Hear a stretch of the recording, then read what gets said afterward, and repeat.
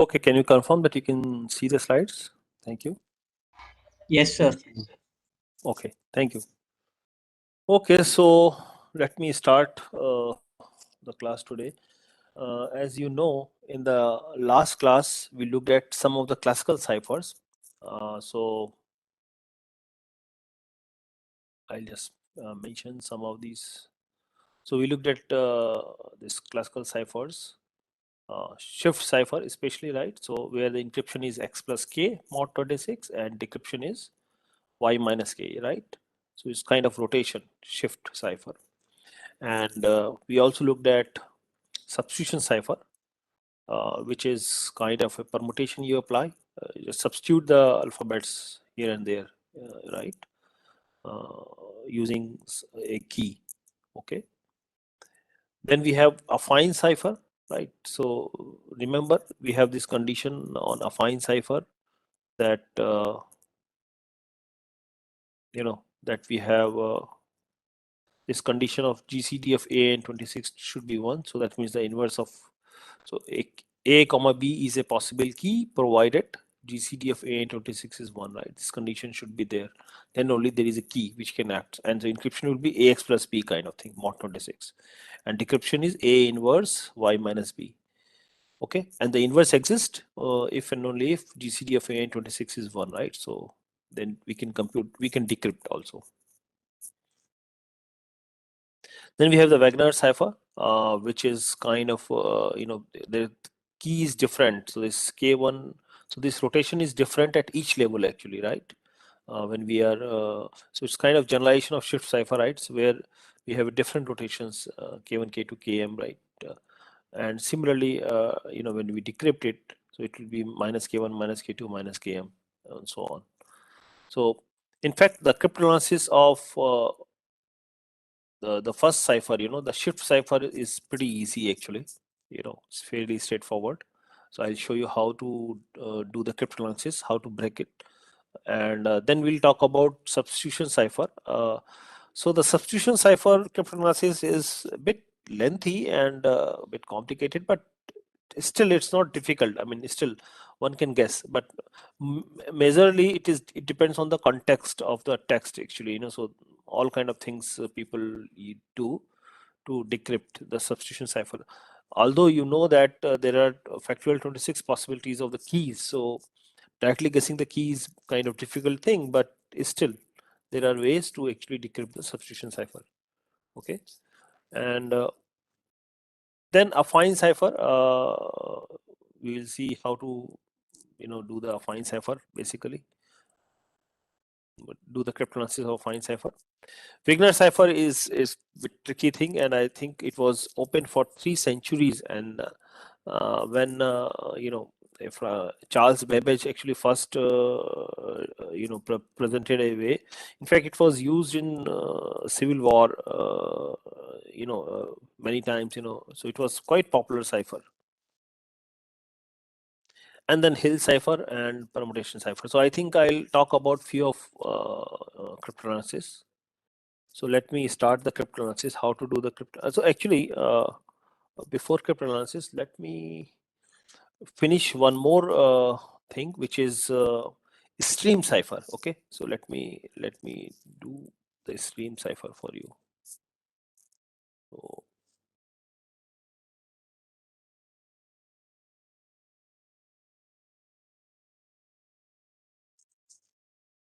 okay.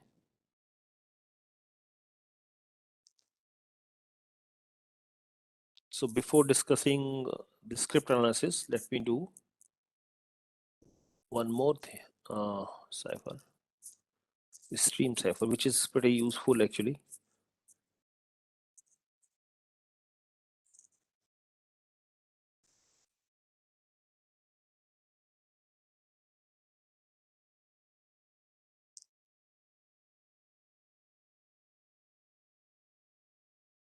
This is a useful cipher, so so in block cipher, what happens? You might have seen that the cipher text y is equal to y1, y2 is something like ek of x1, ek of x2, and so on, right? This is how is the uh,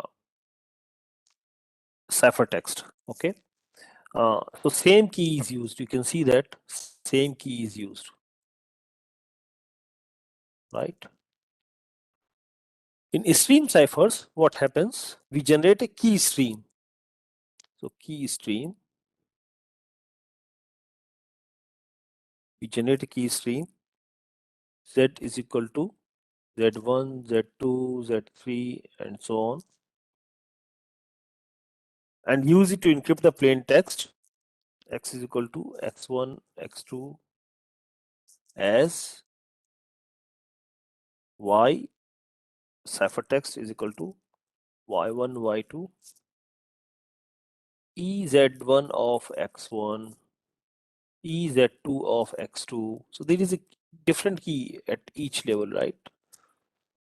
And this is continuously going. So basically, there is a way to generate the key stream, and that's why it is known as stream cipher, because there is a, right?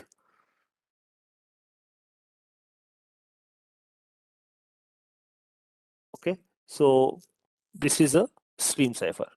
When the key stream is constructed from the key only, actually, when the key stream, we can say that is a function of only keys, then such kind of, so basically no plain text. So sometime, in stream ciphers, key stream is function of keys as well as the plain text, but no plain text. Okay, so plain text is not there. So then such kind of stream cipher is known as synchronous cipher.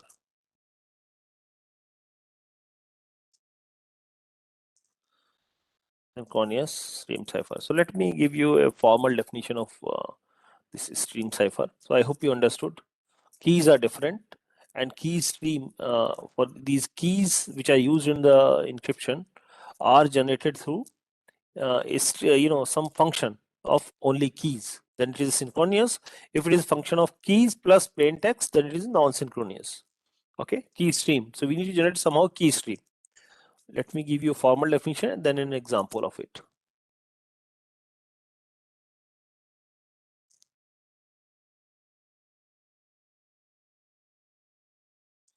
Synchronous stream cipher.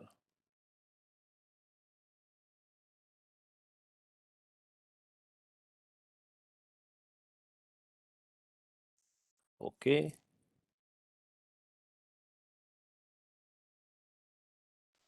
So we have P, C, K, L, E, D. It's 6 tuple together with a function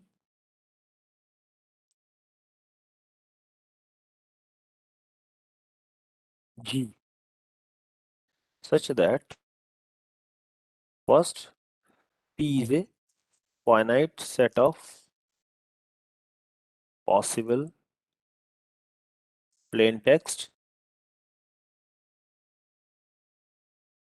right? Then C is a finite set of possible ciphertext. This is the standard thing. Okay. K is the key space.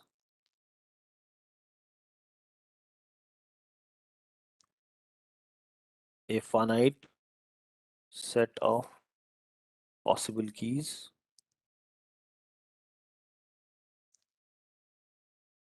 L is a finite set called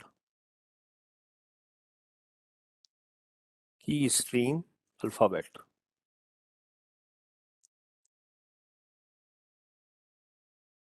G, our key stream generator.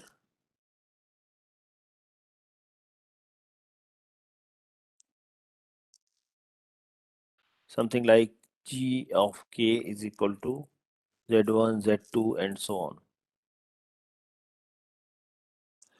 For key k as a input, as an input, right? Here zi's belongs to L for every I 1. Okay, this is a key stream.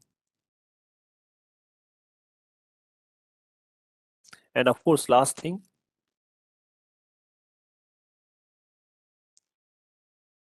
for every Z in L, there is an encryption rule EZ in E and a corresponding decryption rule DZ in D, such that EZ is from function from P to C and DZ is function from C to P, and we have this final condition that DZ of EZ of X is equal to X for every X in P, plain text. Okay, so this is the whole thing. Let me, so P, C, K, L. So I think we have L and G. These are the important things which are different. So G is a function which is generating key stream generator function actually, right?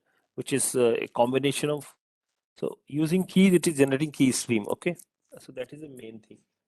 Let me now give you one example, and the example is something that you already know actually.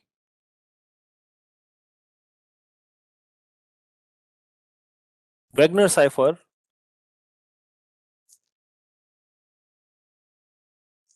is one such example of a stream cipher. So how? Because M is, you can see, is a keyword length.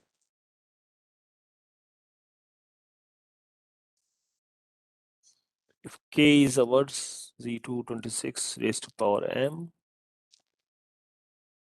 and P is equal to C is equal to L is equal to Z26, integer model 26. And we know that Ez of X is equal to X plus Z mod 26 encryption, and dz of Y is Y minus Z mod 26. The key stream we can think of Z1, Z2, Z3 as Zi is equal to Ki, where 1 is less than equal to I is less than equal to M, and Zi minus M if I is more than M. So if it is more than M plus 1, basically, or equal to M plus 1. So here K is K1, K2, Km, right?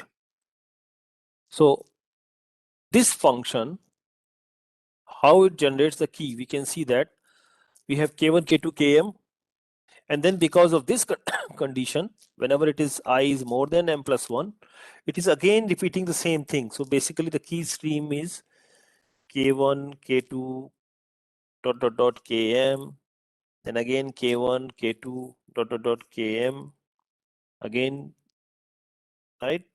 K1, K2, dot, dot, dot, Km, and like that. This is how a key stream is generated, right?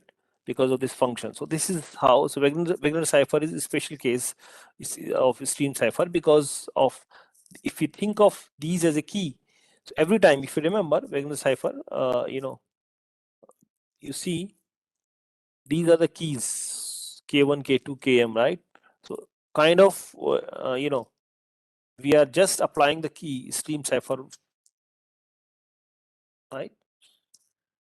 The key stream is something like this. This is from this key actually we can generate. Okay. So one more note that you should remember, that block cipher is a special case of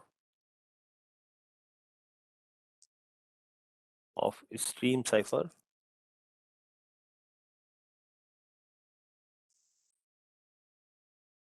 where zi is k, fixed, for every I greater than or equal to 1.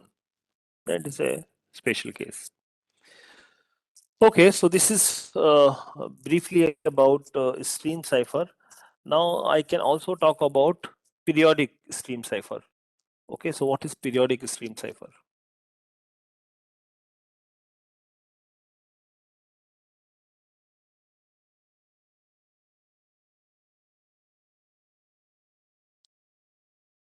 Periodic stream cipher. This is also a very, very important one. Okay.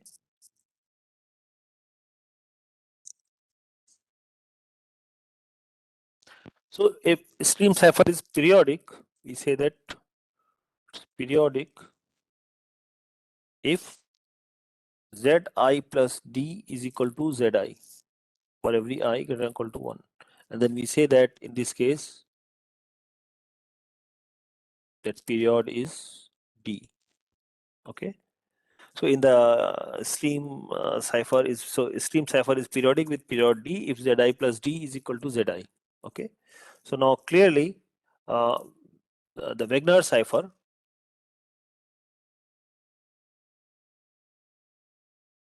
is periodic stream cipher with period m, right? Because you see it is repeating every m. You see every m is repeating, right? So the period is m. Okay. Now this is all about periodic stream cipher.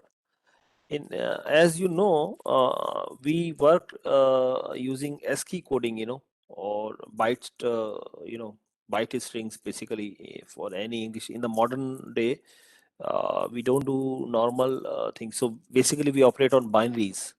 So often these stream ciphers, we assume that uh, P is equal to C is equal to L is equal to Z2 or periodic stream cipher. This is the normal assumptions that we have, that we look at binary things. Therefore, our encryption function is something like x plus z mod 2, and decryption function is y plus z mod 2. Okay. So now I'll give you an example of a method how to generate basically synchronous key stream using these in the binary scenario. Okay. So what we do is start with a binary m tuple k1, k2, km. Okay. So that means our zi is equal to ki, or 1 less than equal to I less than equal to m. So initially, so we want, see, remember we want to generate the key stream zi, z1, z2, z3, right? So we are assuming that the initial ones are same ki's, right? Start with the binary m tuple. Now zi plus m is a combination of j is equal to 0 to m minus 1 cj cz plus j mod 2. This is a very important condition. Okay, this is known as linear recurrence of degree m.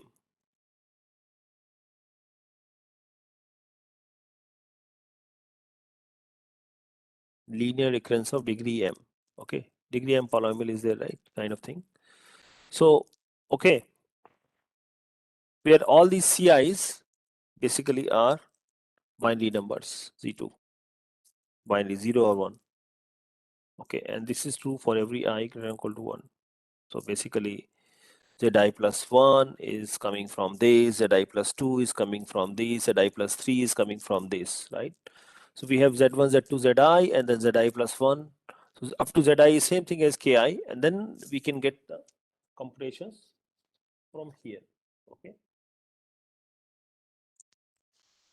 So note here that it is a degree m. So everything is depends on the previous m terms, right? So zi plus m is a linear combination of previous terms. Actually, that's what we are saying, right? So basically, there are certain properties of this stream cipher. Let me give you one example now.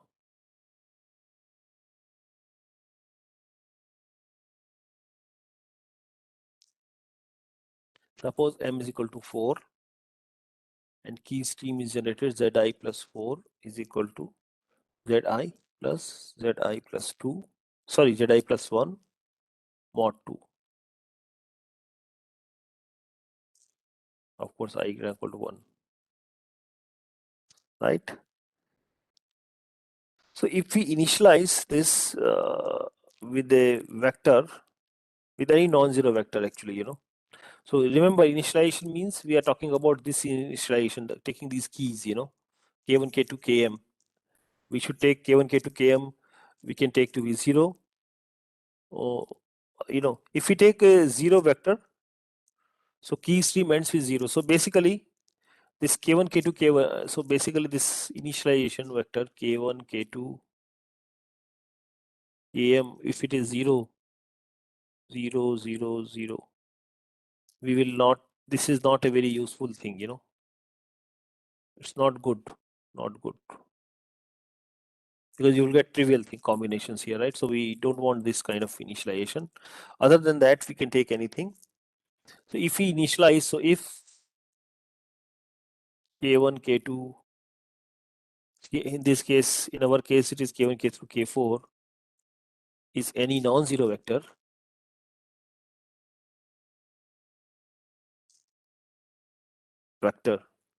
we get a key stream of period 15. So for example, if we take this to be 1, 0, 0, 0, okay. So key stream is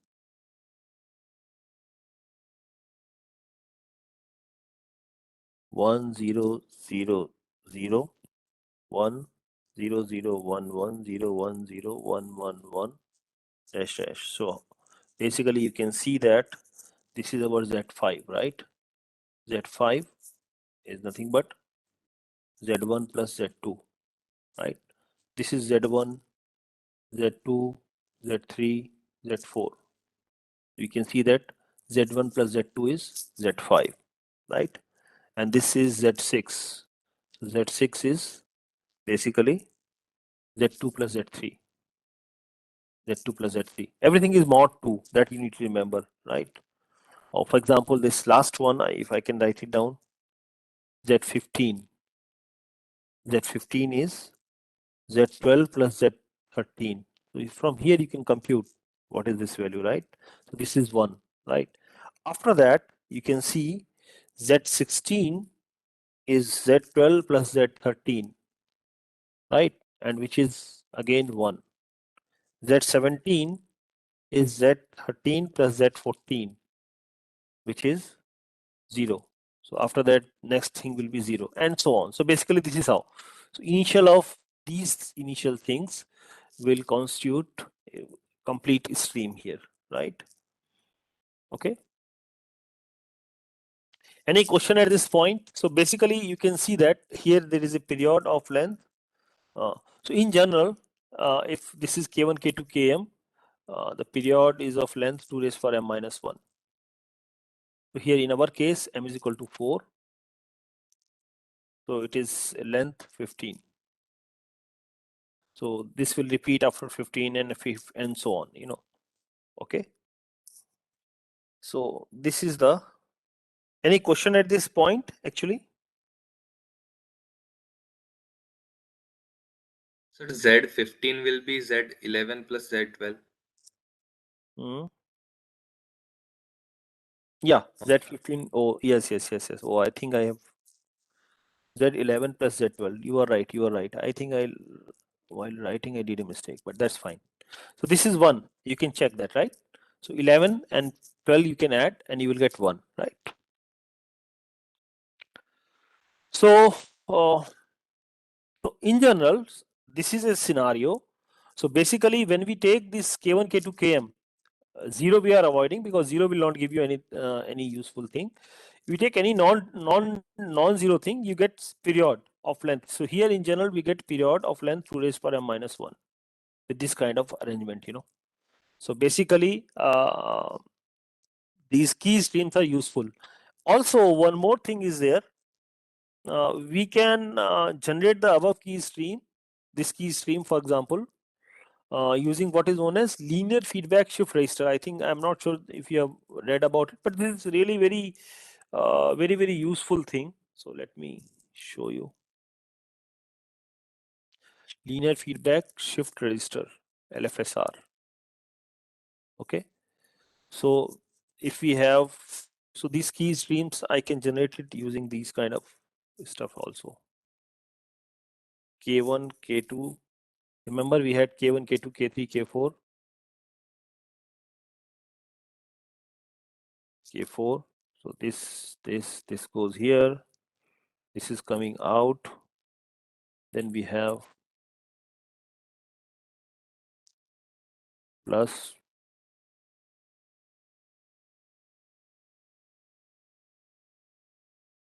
Okay. This is a linear feedback shift register. So we can actually describe this in the form of this. Initialization is K1, K2, K3, K4. And the next step we can find out. So in general, K1, K2, Km initializes the shift register.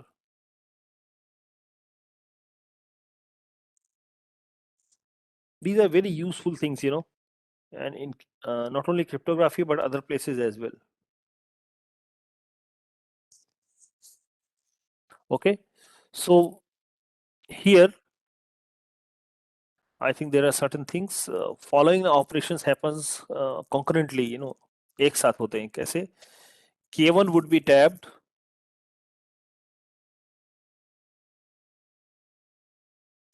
as the next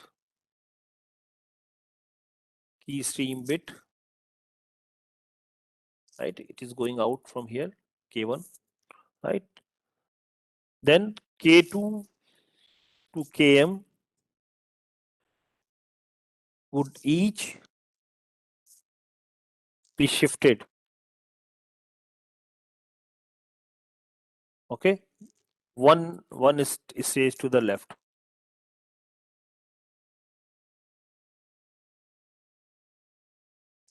So as soon as this is moving, all these things will move right in this direction. And so obviously the last one, Km, new value of Km would be computed as summation j is equal to 0 to m-1 Cj Kj plus 1. This is kind of a linear feedback. Okay, so this is how K1 will go out here, all these things will be shifted here, K2, and the last one will be computed with this linear feedback. Is a combination like this. Okay, this kind of combination. So in fact, I would say that we can think of in general, if there is Zi here and all those in between, and we have Zi plus m-1 here. Okay, these are m of them. Then this is at a given point, and then we have another given point. It will be Zi plus 1, and so on. And here it will be now in the next state Zi plus m. Right. This is how. Okay, so this is all about linear feedback shift register or synchronous, basically periodic stream cipher. Okay, now one thing I should mention here, non-synchronous. What is the difference? I'm not going to discuss much, but at least you should know the definition.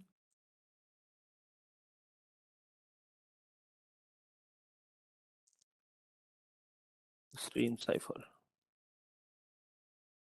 In this case, Zi, our stream keys, right, depends on the previous plain text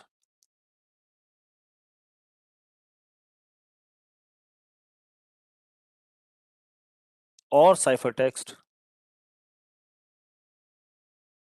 as well as the key. So basically x1, x2, xi minus 1 or y1, yi minus 1. This is plain text, this is ciphertext, right? This yi. So they should depend on the plain text or ciphertext as well as the key in order to generate Zi. In our case, what we have discussed till now is Zi is only function of keys, right? And not plain text or ciphertext. Okay. When it also depends on plain text or ciphertext, including keys, then it is known as non-synchronous stream cipher. So just a definition, that is all. Now I will give you last cipher here as known as Auto Key Cipher. There are many ciphers actually studied. I am not going to do playback cipher and so on, but we cannot do everything here. But anyway, so here P, C, K, L is 376, Z1 is equal to K, and we define Zi is equal to Xi minus 1 for every I greater than equal to 2. For 0 less than equal to Z less than equal to 25. Okay. So for this Z, we can define Ez of X is equal to X plus Z mod 26, and dz of y is equal to y minus z mod 26. Obviously x and y is in they are in z26.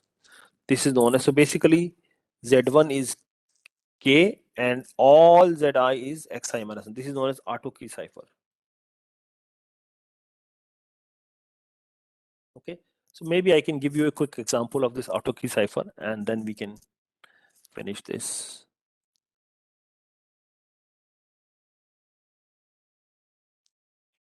So k is equal to 8, suppose. Plain text is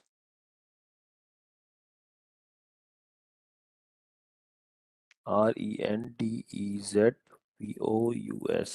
Okay. To convert into sequence of integers, it will be 17, 4, 13, 3, 4, 25, 21, 14, 20, 18. Okay. Key stream Z1 is 8. Remember, Z1 is 8. Z1 is K. Okay. 8, which is given here. And then next is 21, 17.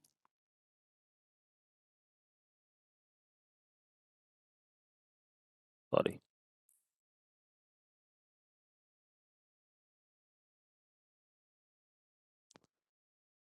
Okay, I think I can delete it here. I can write it on here. Is 8, 17, 4, 13, 3, 4, 25, 21, 14, 20. You see, this are coming here, right? And this 17 is coming here, 4 is coming here, 13 is coming here, 3 is going there, and so on, right? This is our key, except the first one, which is 8, right? This is how it was. Zi is equal to xi minus 1 and z1 is equal to k, right? So we add them. So we get 25, modulo 26, 21, 17, 16, 7, 3, 20, 9, 8, and 12. Okay. And the corresponding, it will be Z, V, R, Q, H, D, U, J, I, M. This is a encrypted version. Okay. So we can decrypt it using the similar technique. So basically, remember X1 will be D8 of 25, which is, 25 minus 8 mod 26 is equal to 17. I mean, using this formula, right, we can decrypt. Okay. Similarly, X2 will be Similarly, we can compute x2 is equal to t1721. I leave it as an exercise. You can verify that this is 4 and so on. Right, so this is how you do the decryption in Auto Key Cipher. So any question at this point about this stream cipher? I hope you understood. Auto Key Cipher was a special case here. We talked about non-synchronous stream cipher when it is a combination of stream cipher. So key stream is combination of previous plain text or ciphertext as well as the key, right? Then we talked about this linear feedback shift register method, right? So periodic stream cipher, especially using Lfsr, right? And okay, so I think that's all for stream ciphers. Now I think we can come back to our cryptanalysis. Okay, so this is an important thing. Okay, so we are going to focus on known ciphertext attack. Basically, ciphertext only attack means somehow we get a ciphertext Y, and using ciphertext, I need to get the original plain text. How do we do that? Okay, so this is a there are so many attack models possible: ciphertext only attacks, known plain text attacks, chosen plain text attacks, chosen ciphertext attacks, right? So we are looking at the very weak form when we have ciphertext. Okay, in all these ciphers that we are looking at, somehow we can get cipher. By the way, I think if you know MATLAB, probably in the assignment I'm going to give you some MATLAB exercise, and you can try yourself some of these things, you know, to see. Okay, so you know, so when we have this ciphertext is given to us, so now then how do we decrypt it? If ciphertext is given to it in any of these ciphers that we looked at. Now, in this case, we look at statistical properties of English. Okay. For example, Baker and Piper has prepared this table that in any English text or newspapers or anything, you know, if you look at, this is the probability of occurrence of each letter. So you can see that E will occur. E will have, where is E here? Here you see. So this is having probability about 0.127, right? So this will occur more often as compared to any other one, right? And then so on. So based on this probability, they have divided the whole English alphabets into 5 classes. E is having probability about 0.120. Then capital T, A, O, I, N, S, H are each having probability between 0.06 and 0.09. D and L each having probability around 0.04. C, U, M, W, F, G, Y, P, B each having probability between 0.015 and 0.028. V, K, Z, X, O, Z each having probability less than 0.01. So they occur very, very less, you know, as compared to E. So this is something very, very important observation in English, right? So most of these, whenever we want to break the cipher system, we need to somehow use these properties of English. So this is one thing, one key, that we know the probability of occurrence of each letter in English, right? So if you have written something in a plain text, we know that how the occurrence is there, the frequency distribution of each alphabet, and we can compare, okay, to see. Apart from frequency distribution of these single alphabet, we also look at 2 alphabet known as diagram, or 3 alphabets together trigram. So that is there. So 30 most common diagrams are TH is most common, you see. After that HE, after that IN, and then ER, and so on. In terms of OF is, you know, is the least. So TH occurs most common, you know, and after that HE and then IN and so on. Then we also have 12 most common trigrams are THE, ING, AND, HER, ERE, ENT, and so on. Again in this order actually.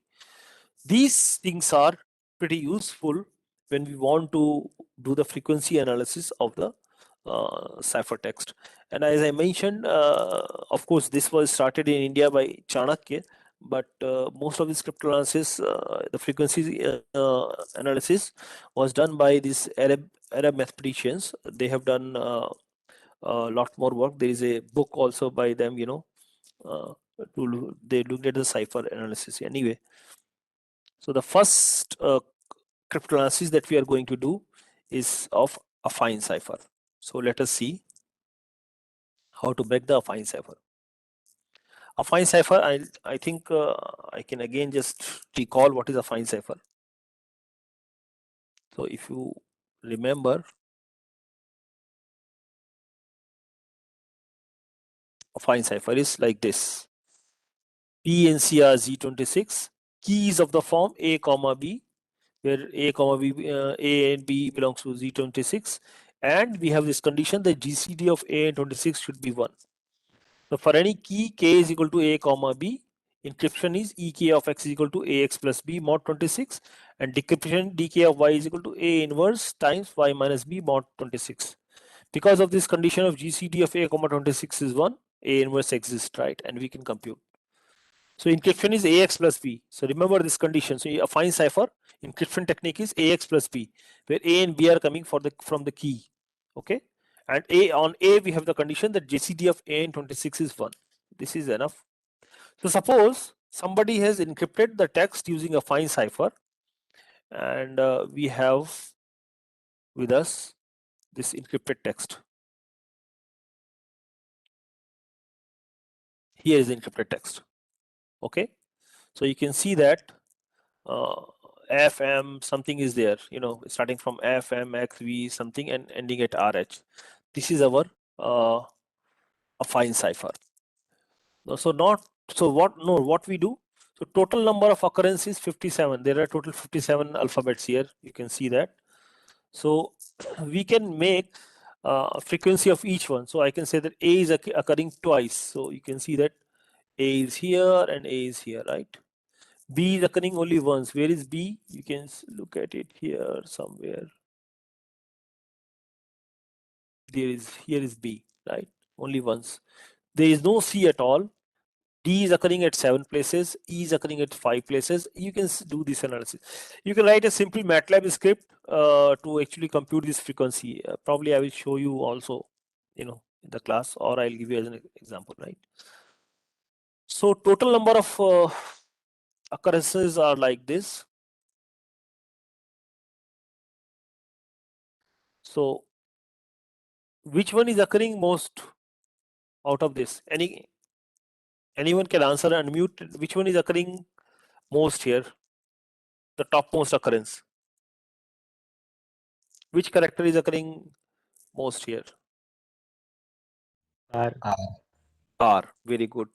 So I can say that number of occurrences and characters. So R is occurring 8 times.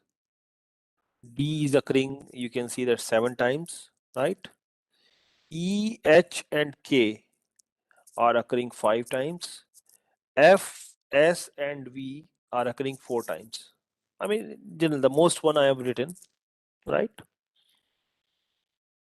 Now what we do? So R is occurring most often. As per the English alphabet, which was occurring more often? Any idea? E, right? E was having largest probability 0.127 in any alphabet. So that means we can guess that this E is nothing but encrypted as R here, right? E should be R because here the number of occurrence of R is more. So that means we say that most common letter. We do some analysis. This is our first guess, G1, which says that R is encryption of E, and the second one we can say D. D is the encryption of T, right? From here, D is the second one, right? So you can see that in here, T is the next one, which is occurring most often here after E, right? T is the most often. So that means I guess our first guess is that R is E and D is T. most common letter.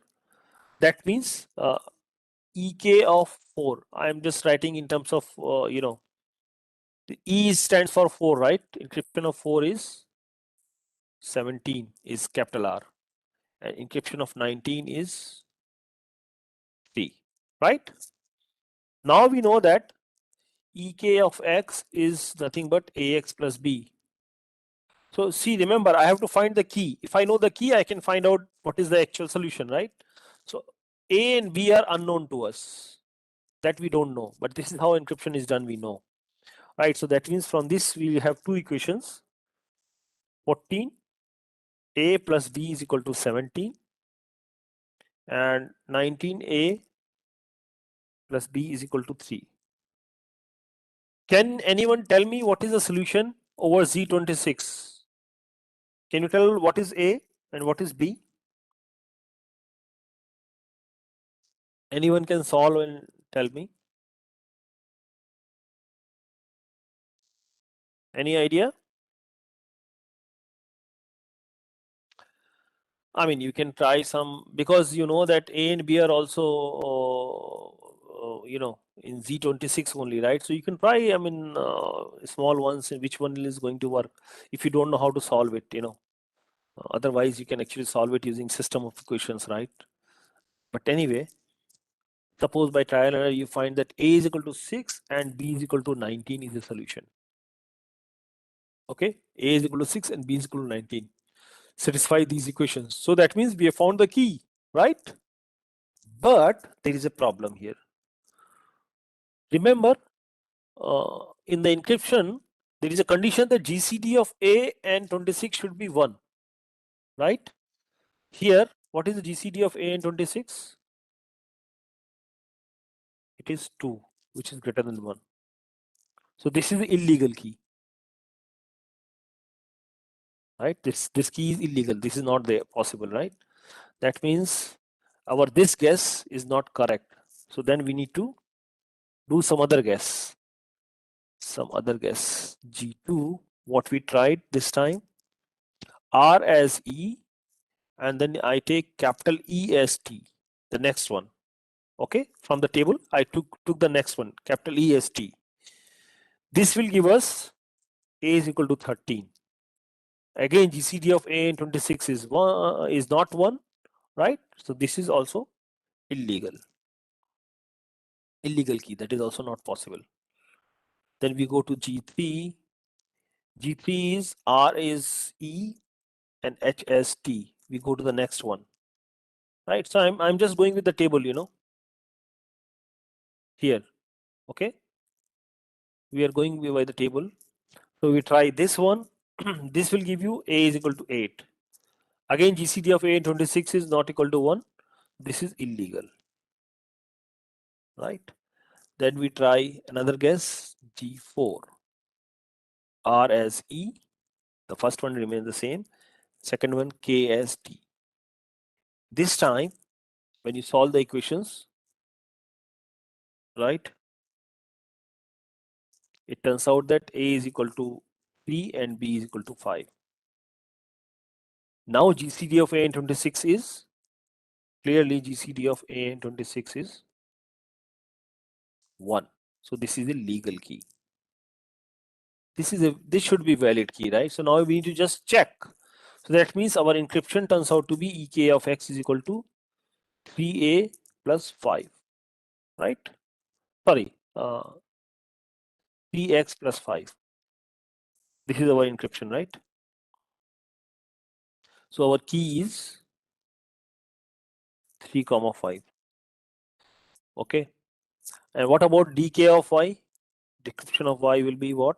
I can say that by computing A inverse times A inverse I can compute.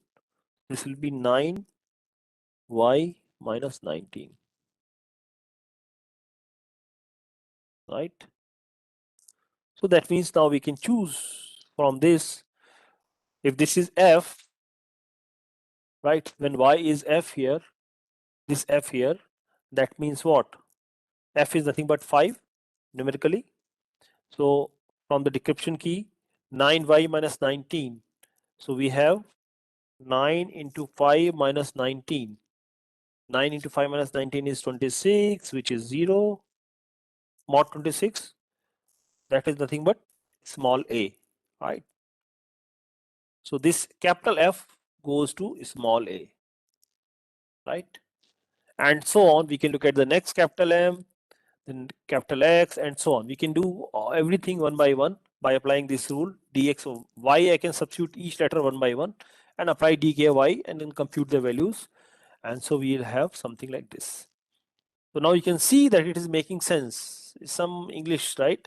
Algorithms are quite general definitions of arithmetic process. This is how we get the whole decryption. Any question at this point? Any question?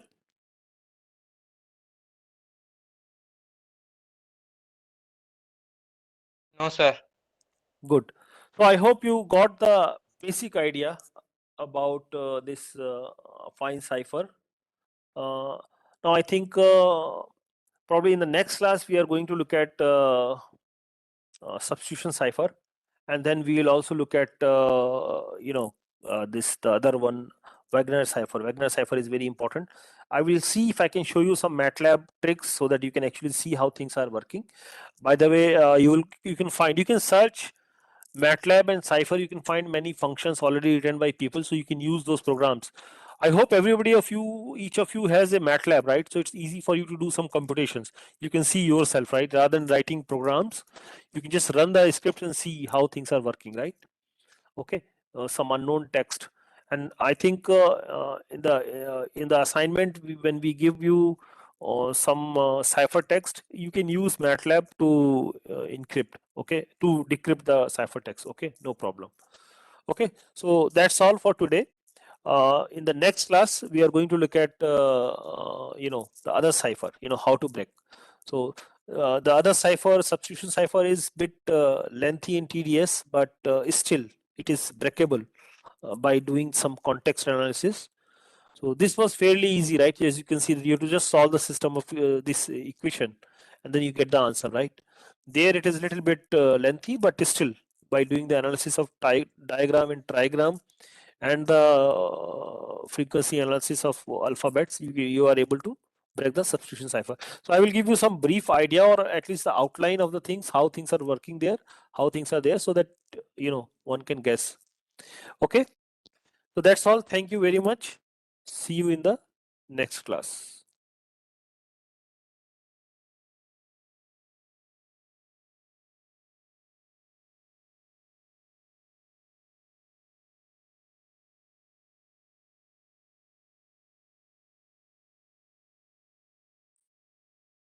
Okay, so I'm just ending the class now.